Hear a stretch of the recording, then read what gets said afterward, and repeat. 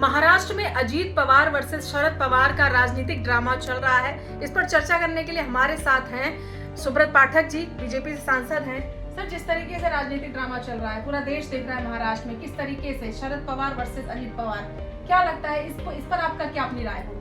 देखो, जब अजीत पवार जी ने अपने वक्तव्य में कहा है कि जिस प्रकार से वरिष्ठों ने उन्हें बताया है कि जो 2024 में भी मोदी ही आ रहे हैं, और ये कहीं ना कहीं देश की आवाज़ है, देश की जनता की आवाज़ है। और मैं समझता हूँ कि जितने भी सकारात्मक पक्ष के लोग हैं वो चाहते हैं कि मोदी जी पुनः देश में प्रधानमंत्री बने, और जितने नकारात्मक पक्ष के लोग हैं वो चाहते हैं मोदी जी प्रधानमंत्री ना बने। मैंने कोई एजेंडा नहीं है, कोई विचार नहीं है, बस सिर्फ एक ही कि बस मोदी जी प्रधानमंत्री ना बने।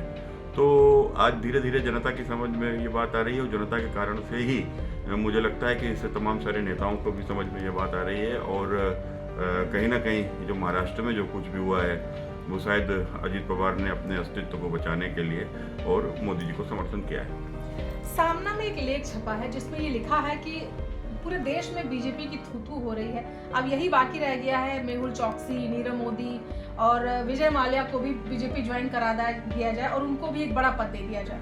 देखो, कौन बीजेपी ज्वाइन करता है ना करता है वो उसको बीजेपी देखती है। और रही बात कोई वोट अगर देना चाहे तो उसके वोट को तो किसी को नहीं रोका जा सकता, वोट तो आदमी अपने मन से देता है।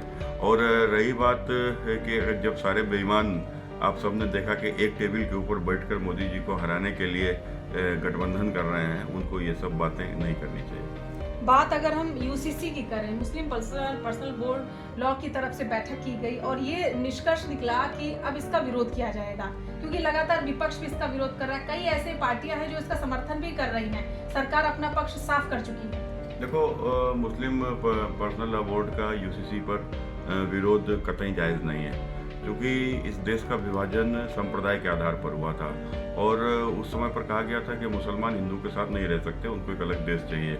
उन्होंने एक अलग देश संप्रदाय के नाम पर ले लिया था। जब मुस्लिम राष्ट्र पाकिस्तान बना था तो स्वाभाविक है हिंदुस्तान को हिंदू राष्ट्र बनना चाहिए था, लेकिन उसके बावजूद भी हिंदुस्तान सेकुलर कंट्री रही। अब जब सेकुलर कंट्री रही तो इस तरीके की मानसिकता वाले लोगों का तो यहाँ पर कोई स्थान ही नहीं है, तो इनको तो चले जाना चाहिए था पाकिस्तान। ठीक है, तब होश में नहीं होंगे या छोटे होंगे या होंगे ही नहीं, तो जब होश में आए तब इनको पाकिस्तान चला जाना चाहिए। मुझे लगता है कि आज जो लोग भी शरिया का समर्थन करते हैं वो पर्सनल लॉ बोर्ड वाले, तो ये लोग कहीं ना कहीं इसीलिए यूसीसी का विरोध कर रहे हैं। तो अब यूसीसी तो लागू होगी, क्योंकि इस देश में तो तमाम धर्म को मानने वाले लोग हैं, और देश तो बाबा साहब के संविधान के हिसाब से ही चलेगा। तो जिस प्रकार से देश को लोकतंत्र मिला है, संविधान तो माने यहाँ तो सभी लोग बराबर हैं, सब समान हैं। तो वो चाहे किसी जाति के हों, पंथ के हों, मजहब के हों, भाषा के हों, सेक्स के हों, महिला हो, पुरुष हो, सब बराबर हैं। तो जब सब बराबर है तो सबके लिए एक कानून होना चाहिए, कि अलग अलग तो नहीं हो सकता। और आज जिस प्रकार से आपने देखा कि ये देश में जो सांप्रदायिक खाई बढ़ रही है, तो उसका कारण क्या है? ये भेदभाव ही तो उसका कारण है। और इस भेदभाव के कारण से आपने देखा कि किस प्रकार से एक कश्मीर से एक बड़ी आबादी को वहाँ से पलायन करना पड़ा, और वहाँ पर रहने वाले इस्लामिक कट्टरपंथियों ने उनको एक रातों रात 5 लाख से अधिक हिंदुओं को कश्मीर से निकाल दिया। देश में बहुत से हिस्सों में ऐसा है। तमाम सारे लोग हैं इस प्रकार से कि जो धार्मिक जनसंख्या देश की प्रभावित करना चाहते हैं, उसको लेकर तमाम प्रकार के षड्यंत्र चल रहे हैं। कहीं लव जिहाद है, कहीं लैंड जिहाद है, पता नहीं क्या क्या किस प्रकार के षड्यंत्र चल रहे हैं। तो इसलिए बहुत आवश्यक है कि आने वाले दिनों में, चूँकि ये हिंदुस्तान जो हम लोग एक भारत श्रेष्ठ भारत की बात करते हैं, उसके लिए बहुत महत्वपूर्ण है कि एक कानून हो। इसलिए यूसीसी बहुत आवश्यक है, महत्वपूर्ण है और लागू ही होना चाहिए। बहुत बहुत शुक्रिया। तो ये थे हमारे साथ कन्नौज से बीजेपी सांसद सुब्रत पाठक जी, जिन्होंने सहारा समय से खास बातचीत की। कैमरा पर्सन लल्लन के साथ सरिता गुप्ता, सहारा समय, दिल्ली।